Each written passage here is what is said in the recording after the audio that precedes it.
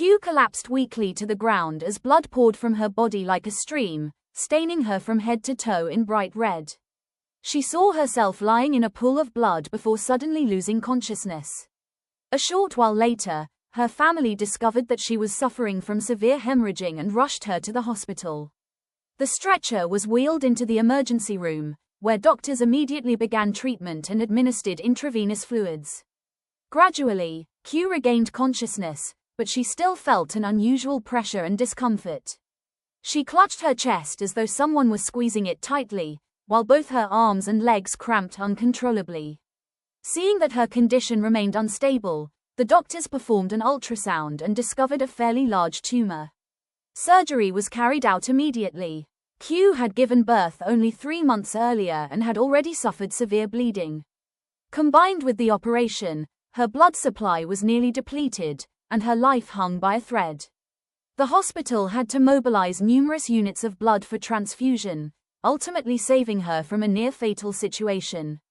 HTQ was born in a remote rural area of TV province. Coming from a large farming family, she grew up in poverty and hardship.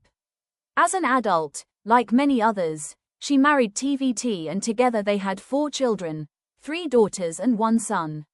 Married life was not much easier. To improve their financial situation, the couple began trading pigs and eventually opened a slaughterhouse. Some pigs were sold wholesale to customers, while Q sold pork at the local market. As business prospered, they bought a house and enjoyed a comfortable life. It seemed that happiness had finally arrived, but only a few years later illness struck unexpectedly. Large tumors began appearing throughout Q's body. Each time one was surgically removed, another would eventually grow back. After undergoing numerous operations, she endured immense pain, exhaustion, and suffering. At times she could not help but think that she was no different from the pigs in her slaughterhouse. One pig after another was brought to the slaughter table, and she herself repeatedly found herself on an operating table. Lying in the recovery room, images of pigs squealing in agony beneath sharp knives often resurfaced in her mind. Eventually another tumor appeared. Although she had undergone many surgeries before, each new operation filled her with anxiety. After one surgery, the doctor informed her, "This time is different from the previous 3. The tumor is malignant. You will need chemotherapy." Startled, Q asked again to be certain, "Doctor, are you saying I have cancer?" The doctor quietly replied, "Yes." Despite years of illness, the diagnosis left her stunned. She never imagined that death would come calling so soon. She stopped working at the slaughterhouse and began chemotherapy. After each treatment, her body felt as though it were burning from within. Her hair fell out, her complexion grew pale, and she became thin and frail. Looking back over years of suffering, she often asked herself, "What have I done wrong to deserve such pain?" Life is so unfair, yet her misfortunes did not end there. Her only son suffered from epilepsy, experiencing seizures 3 or 4 times every month. Despite numerous medical examinations, no clear cause could be found, and treatments brought little improvement. Some people seemed to have everything, but Q felt she had nothing. Her son was ill, and her husband no longer acted like a husband. There is a saying in Vienna, "Too much comfort leads to corruption," and it seemed to apply to him. When they were poor, her husband, T, worked diligently and cared for his family. But once the slaughterhouse business became profitable, he developed habits of drinking, gambling, and staying away from home for days at a time. Nearly all household responsibilities fell upon Q. Worse still, whenever he returned home, arguments soon followed. By then, Q was physically and emotionally exhausted. She constantly wondered why so many hardships had fallen upon her life, yet she could find no answer. In 2001, Q's mother became seriously ill and passed away 3 years later. Seeking advice, Q invited a Buddhist nun to assist with the funeral arrangements. When the nun arrived and saw that the family had slaughtered 5 pigs for the funeral feast, she admonished them, "You should not kill animals in this way, especially for a funeral.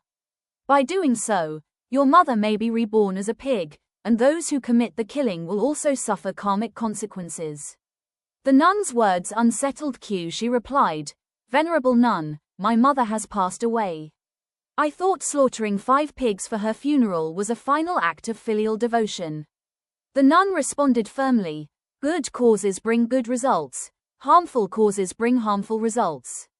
When we cause suffering to other beings, we ourselves must eventually experience corresponding suffering. Cause and effect never fail. Remember this well. Growing up in a remote village without temples or Buddhist teachings, Q knew nothing about karma or cause and effect. She had never considered killing animals to be a serious wrongdoing. Although the nun's teachings were unfamiliar, they seemed reasonable. For a while she pondered them, but the busyness of the funeral eventually pushed him aside. Later, however, those words often resurfaced in her thoughts. Gradually she began to suspect that they might explain the hardships in her life. She started visiting temples regularly, partly to dedicate merits to her mother through chanting and partly to learn more about Buddhism. Toward the end of 2004, Q had a vivid dream. In the dream, workers were slaughtering pigs in her slaughterhouse. One pig had just been butchered and pushed off the table. Its throat had been cut, its body dismembered, and blood covered its skin. Suddenly she realized that the pig was her epileptic son. Terrified, she woke up. Could the nun have been right? She wondered. On other occasions she dreamed that she herself dragged her beloved children onto the slaughter table, cutting and carving them exactly as she had done to pigs. Each time she awoke in horror. The dreams haunted her day and night. At that time, Q had temporarily stopped working because of cancer treatment, and there were no pigs at home. One night she dreamed of her deceased mother. In the dream, Q visited her daughter's house, where a large pig lay in a pen. Looking at her with tearful eyes, the pig spoke. "My child, please hang a mosquito net for me again. The mosquitoes are biting me terribly."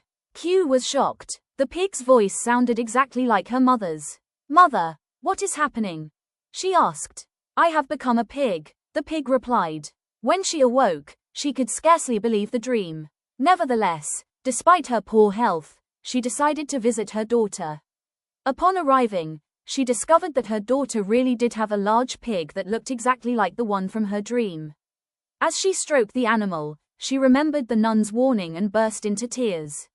A few days later her daughter informed her that big pig stopped eating for just one afternoon and died.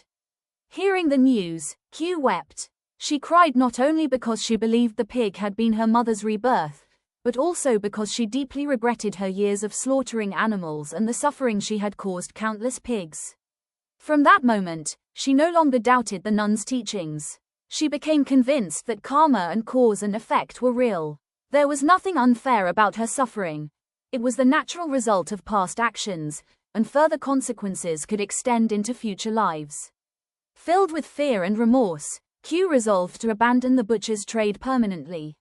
She repented sincerely, took refuge in the 3 Jewels, and received the Dharma name DM. During her chemotherapy treatments in HCM City, she occasionally wandered outside the hospital and happened upon a temple in District 10. After paying respects to the Buddha, she shared her life story with the abbot. The monk explained Buddhist teachings in greater depth and advised her. Begin cultivating yourself. Practice vegetarianism and recite the Buddha's name to make amends for your past actions and move toward a more peaceful life. Q immediately embraced the advice. Back at the hospital, she devoted herself wholeheartedly to Buddha recitation. Wanting her husband to reform as well, she once told him, "Our family has fallen into this situation because we worked as butchers, taking lives and causing suffering. Karma is real. Please repent and practice with me." What nonsense are you talking about? He replied. He assumed that her illness had affected her thinking and paid little attention to her words. After her 5th surgery and 8 rounds of chemotherapy, Q returned home. From then on, she became a lifelong vegetarian, diligently studied Buddhist teachings, and practiced every day. She prayed, "Namo, great compassionate Avalokiteshvara Bodhisattva. Please save me. I wish to continue living so that I may cultivate and dedicate merit to all beings." Gradually, Q focused entirely on spiritual practice and stopped dwelling on her cancer. Time passed. In May 2007, she developed a persistent fever and another tumor appeared near her nose. The situation was familiar. She calmly visited the hospital, received medication, and was scheduled for surgery 15 days later. During that waiting period, she frequently went to the temple to recite the Buddha's name, often touching the tumor while chanting. One morning at 4 o'clock, she woke up, washed her face, and looked in the mirror. Oh, where did the tumor go? Thinking she might still be half asleep, she rubbed her eyes and looked again. Running her fingers across her face, she searched for the lump. It's gone. The tumor is really gone. She was overjoyed. Q believed that through sincere practice and Buddha recitation, the tumor had disappeared. From then onward, her health steadily improved. Witnessing all these events, her husband, T, eventually acknowledged the reality of karma and cause and effect. He began accompanying his wife to temples, reciting the Buddha's name, and occasionally participating in charitable work. Once rough and irresponsible, he became gentler, more upright, and more attentive to his family. He too took refuge in Buddhism and received the Dharma name Ht. What had once been a family of butchers became a Buddhist family. Both husband and wife, along with their children, took refuge in the Three Jewels and vowed to abandon harmful deeds, cultivate goodness, and follow the Buddha's teachings in pursuit of lasting peace. The law of cause and effect is a fundamental principle governing the lives of all beings. Its presence can be observed throughout every aspect of life. By understanding and respecting this law, we can shape and take responsibility for our own future. If we wish for a brighter future, we should sow wholesome causes. If we create harmful karma, suffering will inevitably follow. The truth is simple and clear, yet not everyone is willing to observe it and learn from it. By the time consequences mature, regret may come too late.